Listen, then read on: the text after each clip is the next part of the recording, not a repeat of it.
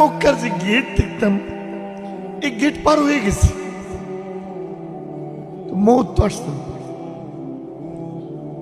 তখন টন করে আমার মাথায় মনে পড়লো, কিরে ইবনে সিরিন রহমতুল্লাহ আলাইহির কিতাবের মধ্যে না পড়ছি, কেউ যদি বাড়ির দরজা দেখে তাহলে বাড়িতে বারবার প্রবেশ করা নসিব হয়। তার অর্থ আল্লাহ আমার জন্য দরজা খুলেছেন। স্বপ্নের ব্যাখ্যা হলে আল্লাহ দরজা খুলেছেন, বাস খুলছে। করোনার বছরগুলো ছাড়া আল্লাহ কোনো বছর বঞ্চিত করে না, কোনো না কোনো ভাবে নিতেছেন আল্লাহ আল্লাহ করে। কিন্তু কোনোভাবেই আমি মালিকের ঘরে যাওয়ার উপযুক্ত না। আমার গুনাহ, আমার জিন্দেগি আল্লাহর মেহমান হওয়ার উপযুক্ত না। এই কান্নাটার পর, দোয়াটার পর অন্তরের মধ্যে একটা প্রশান্তি অনুভব করতেছিলাম যে না, আল্লাহ তাআলা আমার বোধহয় দিবেন কোনোদিন। পড়াশোনা শেষ হলো, পড়াশোনা শেষ হলো বলতে পড়াশোনা তো কোনোদিন শেষ হয় না। ইফতা শেষ হলো, ফতোয়া বিভাগে পড়া শেষ করলাম,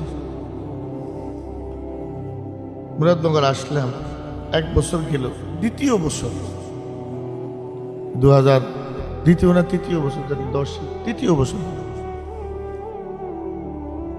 হজের মৌসুম কাছাকাছি আসতেছি, আর মনটা এত অস্থির, মানে এত বেশি অস্থির, এত অস্থিরতা আর লাগে নাই। আর প্রায় সময় শুইলেই স্বপ্নে দেখতাম মক্কার গেট, এই শুধু এর দূরে দেখতাম, ভিতরে কিছু দেখতাম, শুধু গেট। তো আমার কাছে একটা ছাত্র পড়তো, আমাদের তানবীর, আমাদের এলাকার তানবীর, এর মার সাথে কথা বলে ওনার থেকে 20,000 টাকা হাওলাত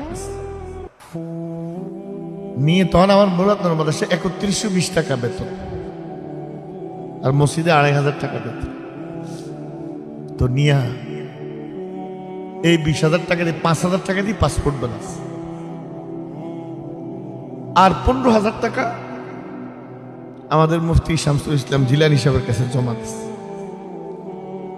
দিয়ে বলছে হুজুর আমার এতদূর ক্ষমতা ছিল, জমা করছি, আমার দিল বলতেছে আমার মালিক নিবে তার ঘরে, কিন্তু কেমনে নিবে আমি জানি না। এই টাকাটা জমা দিয়া শুধু রুমে বসে বসে আল্লাহর কাছে বলি, আমাদের এই মুরাদনগর উত্তরপাড়ার মাহমুদ ভাই নিজে নিজে একদিন আমার রুমে এসে বলতেছে, হুজুর আপনি কি হজে যাবেন? আপনি যদি হজে যান আমি আপনার 1 লাখ টাকা